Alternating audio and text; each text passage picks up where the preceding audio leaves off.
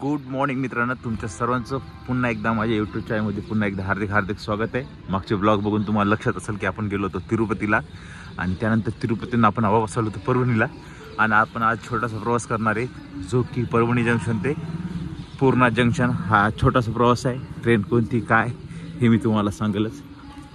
चला जाऊया आपण आतमध्ये, जनरल तिकीट काढूया या ठिकाणी नवीन बिल्डिंगमध्ये। ही आहे नवीन बिल्डिंग, या ठिकाणी जनरल तिकीट काढते आपण प्लॅटफॉर्म नंबर 1 वर आणि हा समोरचा 2 आणि 3 वरचा व्ह्यू। आणि बघायला गेलं तर आज चालू आपण जी की आपली ट्रेन आहे छत्रपती शिवाजी महाराज टर्मिनल ते नांदेड। ट्रेनचं नाव बघायला गेलं तर राज्यराणी एक्सप्रेस असं आहे। या ठिकाणी हिचा 5:45चा टाइम आहे, अजून आले नाही, 5:30 झालेले।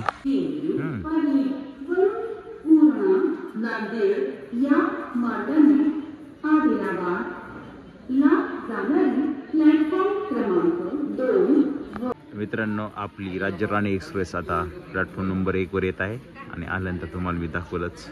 चला पाहूया वाट आपण राज्यराणी एक्सप्रेसची।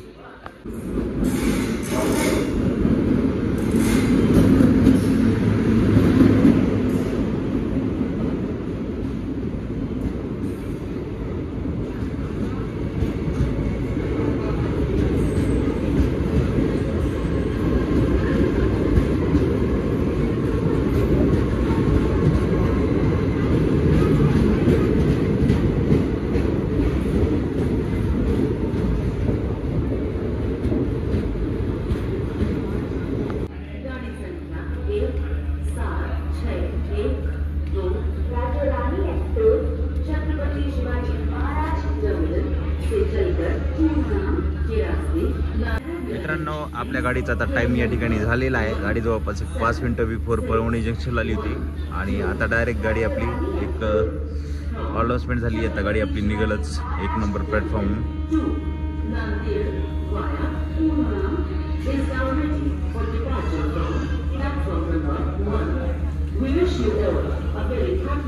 आणि मित्रांनो, आपली गाडी निघालेली 5:50 परभणी जंक्शनच्या प्लॅटफॉर्म नंबर 1 वरून। चला करूया परभणी जंक्शनला आपण आता बाय बाय। सध्या अजूनही बाहेर अंधार आहे, त्यामुळे आपण काही बाहेरचा व्ह्यू दाखवण्याचा प्रयत्न करू, समजा सूर्यप्रकाश झाला असेल तर। नाहीतर हे बघा, ही आहे परभणी जंक्शनची जुनी इमारत, जे की संपूर्णपणे पाडण्यात आलेली आहे आणि या ठिकाणी नवीन रेल्वे स्टेशन होणार आहे।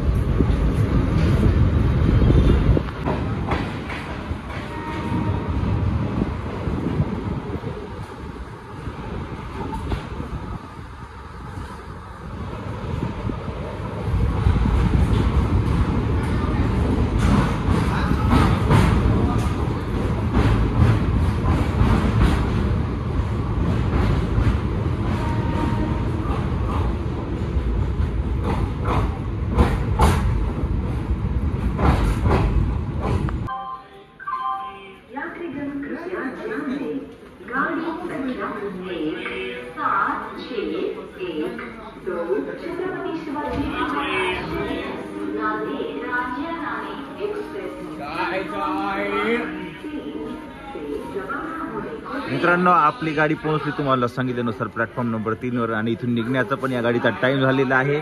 हा ब्लॉग तुम्हाला कसा वाटला, काय परभणी जंक्शन ते पूर्णा जंक्शन राज्यराणी एक्सप्रेसचा, मला कमेंट करून नक्कीच कळवा। चला मित्रांनो, भेटूया आपण नवीन ब्लॉगमध्ये।